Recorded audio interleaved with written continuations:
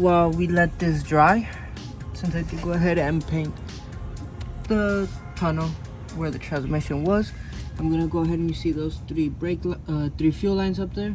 Yeah, we're not gonna need them any longer, and so we're gonna go ahead and take them fully out. We're gonna relocate this brake line, so we're gonna be routing it through around here, I think is where Siki recommended it, and then just going through the hole for the two stainless steel brake lines.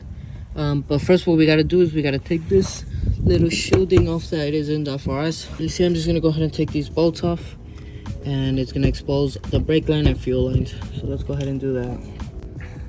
So now, as you can see, I took off the little plastic cover that was hiding the brake lines and the fuel lines. So what we're gonna go ahead and do, just take these little clips off. There's like a little pop tab, and then we're gonna have to go inside the interior, remove it from the gas tank with the fuel pump up top, remove that fuel line, and then pull from the bottom, and all of these three should come out.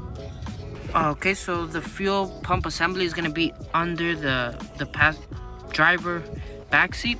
So all we need is just this 10mm bolt to be taken out. Go ahead and quickly take that out. No reason for long. Okay, so perfectly able to get this off. Now you see here is where the fuel pump assembly is gonna be. Go ahead and pry this open. Okay, so now I just have to temporarily hold it up with this. So now, since the fuel tank, this little cover is not really bolted on, it's just held on by glue. You don't want to bend it too much. So what I'm just gonna do is just pry it open from one side, get it right through the middle, and just let it temporarily go out. So now, pull out, and there is a fuel tank or fuel pump assembly.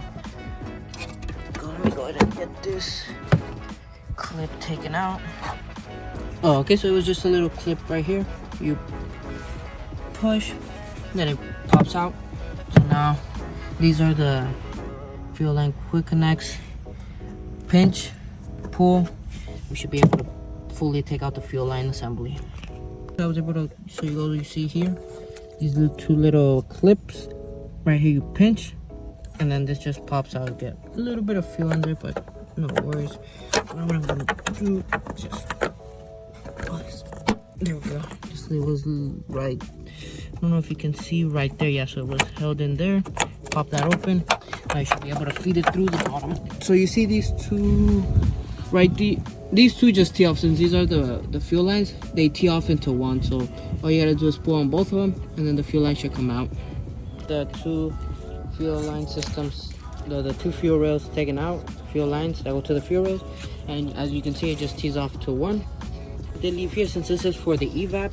I'm gonna find a way to route it, and then this goes into the back of the LS3 to the evap lines as well. So before I go ahead and completely loosen this out, what I'm gonna do, I'm gonna get the flare, go ahead and put it there, and oh man, they're tight. Oh gosh, this is embarrassing. Let me cut back when I have these already loosened.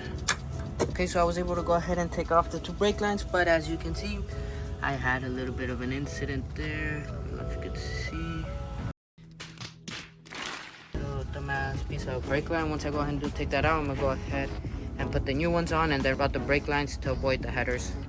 This is the Siki brake line kit. You see here, it says FRS 86 spring line kit for Siki swap, LS swap. So now I come with these two nice stainless steel fittings, say Siki on it, and then as well as the two adapters to thread it into the right there, the adapters to thread into the ABS and into the little brake distribution. Attach these, plug these in there, and then it should be all completed system. What I am going to go ahead and do is place these two fittings in here and just tighten these.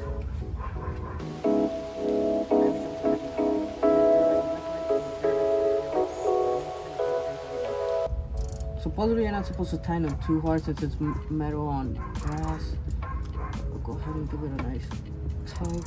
Obviously if it starts leaking then I'll tighten them a little more, but you do have those fittings there.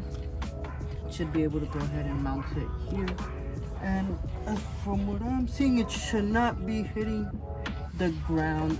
I think this should be a good location. I kind of don't like it, but there's no other way to route it around.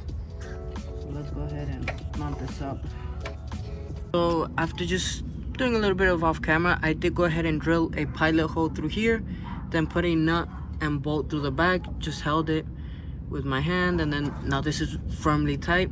Then I'm gonna route the lines in through here, out of the way, out of the exhaust. And I did go ahead and bend the lines here. And from what I'm looking at, it looks like it's just tucked in enough where at the bottom. So if you look under, you shouldn't, yeah, as you can see, you can't see them at all. So that's the good thing. As long as they're not showing under the car, there should be no problem. Quick update, had a little oopsie.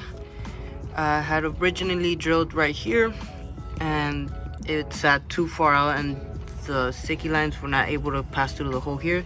So I made another one here and I should have no problem. Yes, I should have no problem clearing there. I'm gonna show you once everything's mocked up, but yeah, it's a little mistake I did, but this is, the closer it is to here, the better. That way it has more clearance.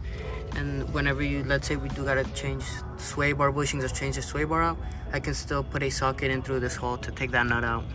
Now I am just routing the ABS and brake lines back through here. So you see I have this one already out, but since it's stuck, I'm gonna loosen the ABS mounts. Just one bolt here, 2 bolts at the bottom of the frame rail.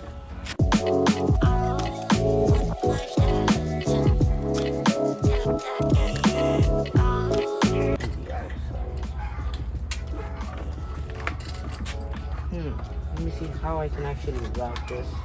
A few moments later. Just a little quick recap. So what I did is I think I routed the lines a little bit better. So I routed them behind the subframe. So just it tucks up there. Then I did go ahead and bring it out this little plastic piece, and I'm routing it directly right where these lines are, because if the tires don't rub where the lines are, then these brake lines should have no problem. Then I'm going to go ahead and put the little AN line and then connect the brake lines right there. So here's one.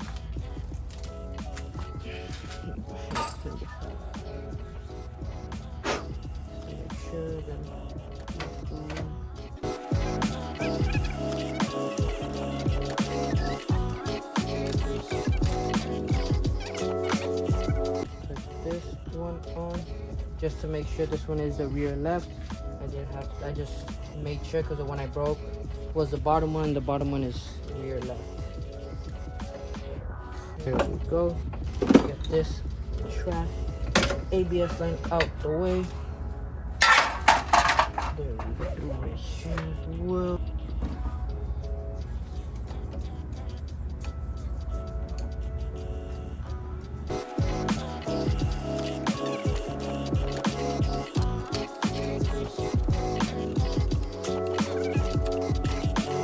There we go. Now we go ahead and put this one on. So I think that's how I'm gonna route them. All of these brake lines are tight, nicely ran. One thing I'm gonna have to see once I do put the engine in is how to route this evap line. Since the headers are gonna be going directly to there, I don't want the plastic or something to melt. Maybe I might get just lucky enough where, since the valve covers are gonna be somewhere here, maybe it's enough out the way where it's not gonna touch the headers, but I'd have to see that later on. Maybe once I mock up the engine, I can get a rough estimate where I can route everything else. Continuing, what we're gonna go ahead and do now is I did get an upgraded fuel pump for the FRS. We're gonna go ahead and take out the OEM fuel pump and swap it out for the new one. I did get a Deepworks 340 liter per hour fuel pump. So I'm gonna show you real quick. You just gotta hammer this out. It's a locking ring, so grab a flathead and then start hammering it to completely unscrew it, we take it out, and then the fuel system will pop just right out. All right, so as you can see, I was able to go ahead and hammer it loose. So now by hand, well, with two hands it was way easier, but now the O-ring is flopping around. So let's go ahead and take this fuel system out. All right, so now that the fuel pump is out, as you can see, there's a little quick connector that is always inside the actual fuel tank. So you just go ahead and disconnect, and I left it to the side just in case so it doesn't fall all the way down. Left the O-ring on the side right here with the actual locking ring. And now we can go ahead and tear this open and change out the fuel pump that is, I'm pretty sure, inside that little housing. And then we did get the fuel pump assembly out. First thing we gotta do is, you see, since it is spring loaded, there's a C-clip right here. You just gotta remove that, and this top hat should fully come out.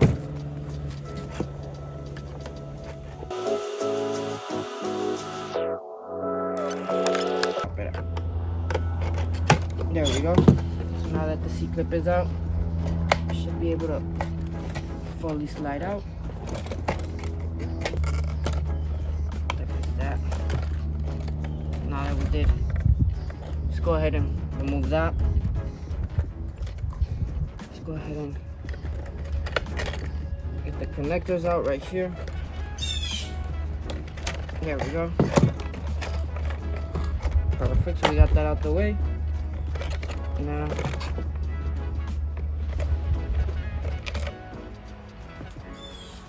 alright, after just looking a little bit further, it looks like there's 3 little push tabs. Still spitting gas. So this one push tab here, one here, and then one right here. So I'm gonna go ahead, just pull those up, and this should fully come out. There we go.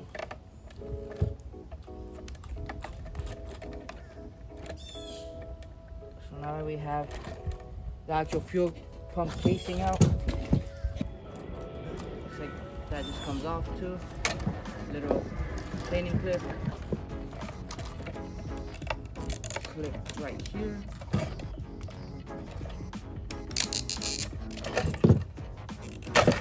There we go. Got the whole assembly out. It's just clips. Now should be able to just remove fuel pump.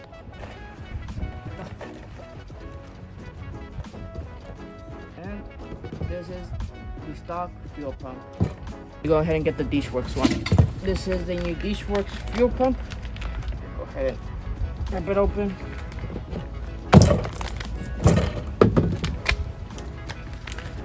So now this is the new one. As you can tell, it's fairly bigger than the OEM one, so there's gonna have to be some modifications done for where the fuel pump sits and how the fuel sock is gonna sit. I'm pretty sure we might need to remove this completely, but I'm not 100% sure. I did forget a little bit in the video. But so what I'm first gonna do is put this new fuel pump on. Looks like it's the same connector. I'm lying, there's a connector adapter. Just reviewing a little bit more of the video on how they installed their fuel pump. Looks like I may have forgotten some things, so I do have to go ahead and take the fuel pump back out, because they do supply us with O-rings, and on this one, since it's a bigger unit or something, we do have to install all the O-rings they did supply us with.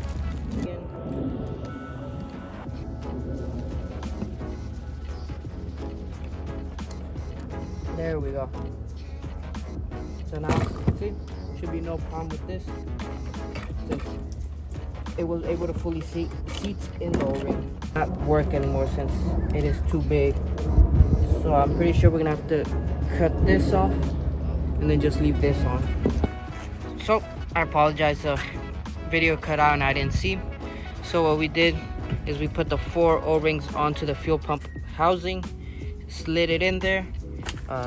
It was all good, it was nice and snug, but since the fuel pump is now way larger, we did have to cut this part off. So we left just, I don't know if you can see it. No, you can't. So we just left a small part of where I think, I'm not sure what it's called, it's just the bracket that was connected to this, so the other thing wouldn't fall off. So we connected it back up, Then we put the fuel housing, the fuel pump housing back in. So just a clip here, clip right there, and then the last clip right here. Once everything was back installed, we connected the new one for the new fuel pump. This one was for the old ones, but since this is a different connector, we just removed that one, put the new red and black one for the DeechWorks one. After that, we just go ahead and plop everything back on, just compress this, put this little retainer clip back on, and now it's ready to go back into the fuel tank.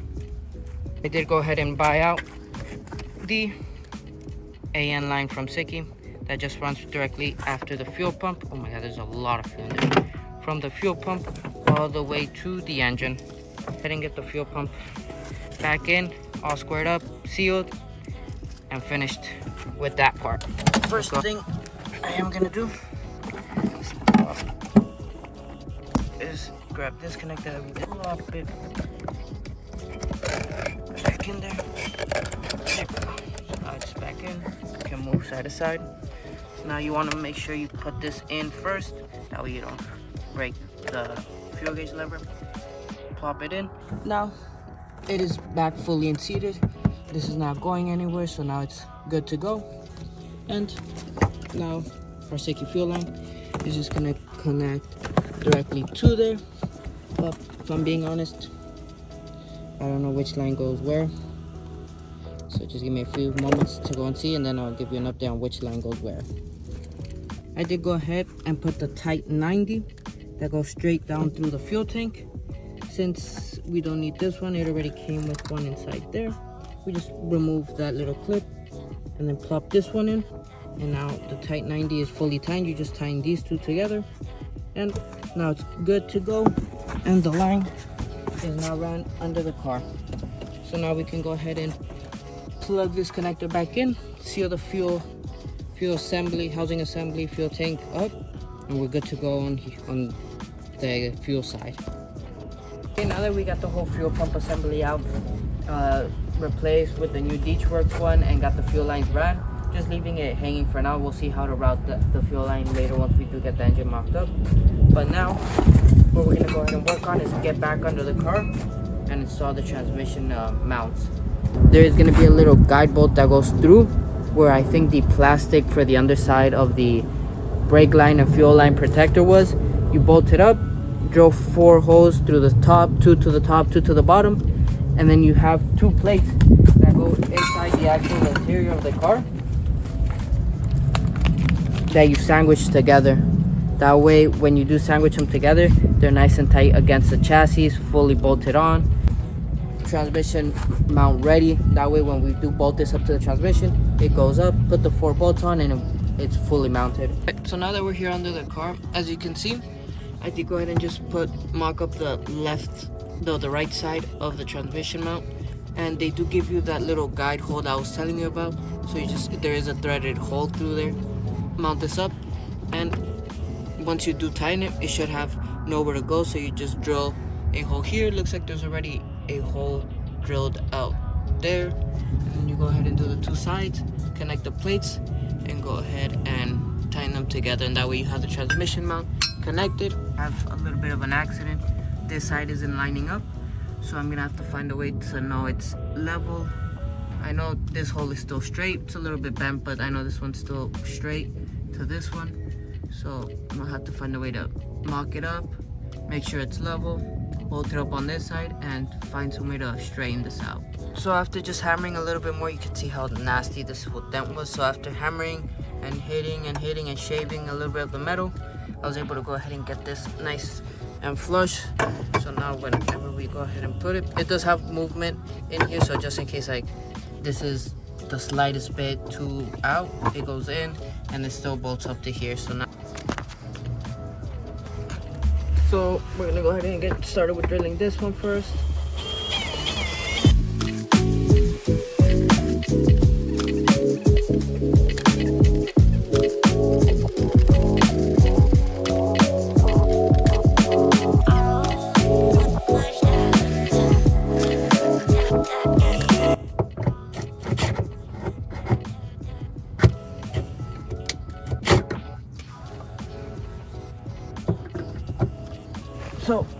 all of them drilled out. I really hope I didn't go through the carpet. Hole number 1 and the 2 holes up top there. I may have to go all the way through because it looks like it is double layered. So alright, just to quickly show you before it does start pouring like crazy, since you know Florida's bipolar and it is hurricane season. But we did go ahead and get both of those holes drilled. From the underside, as you can see, this one was super banged up. So either I'm probably gonna be putting seam sealer and then so that nothing gets in there, or I'm gonna be welding it shut. Yeah, that's very dirty, but now it's at least straight. Ooh, that look good. But did so on the other side, painted so it doesn't rust. All right, so now with the interior, we're here on the passenger side. As you can see, kind of there, you can see where I may have poked a hole. But so I'm gonna put the first long one down.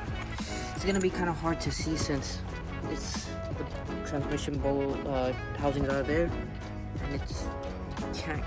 Well, you can kind of see where I accidentally drilled the hole through the carpet, but I'm gonna get those through there, and then I'll show you how they look coming out of the interior into the car.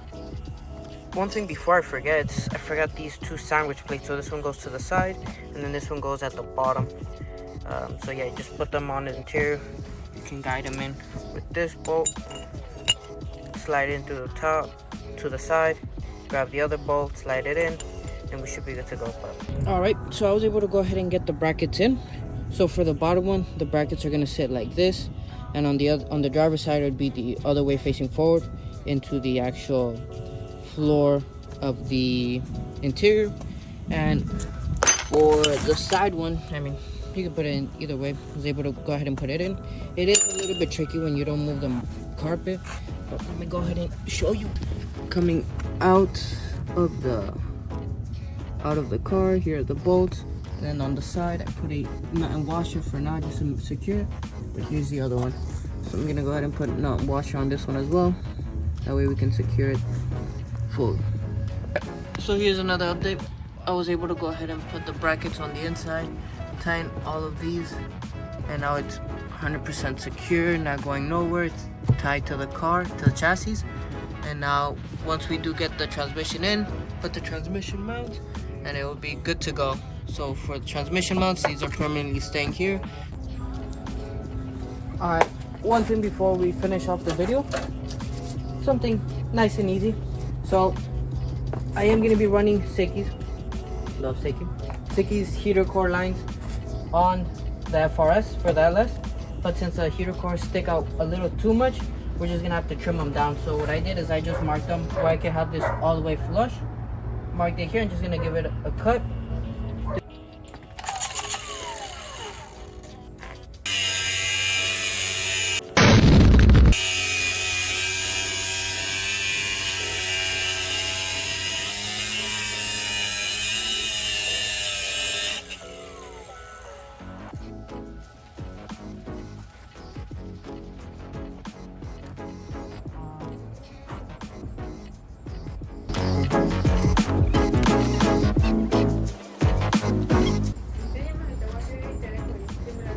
So now we're just gonna go ahead and tighten these. I think they're like a, yeah, they're like a 6 or a 7.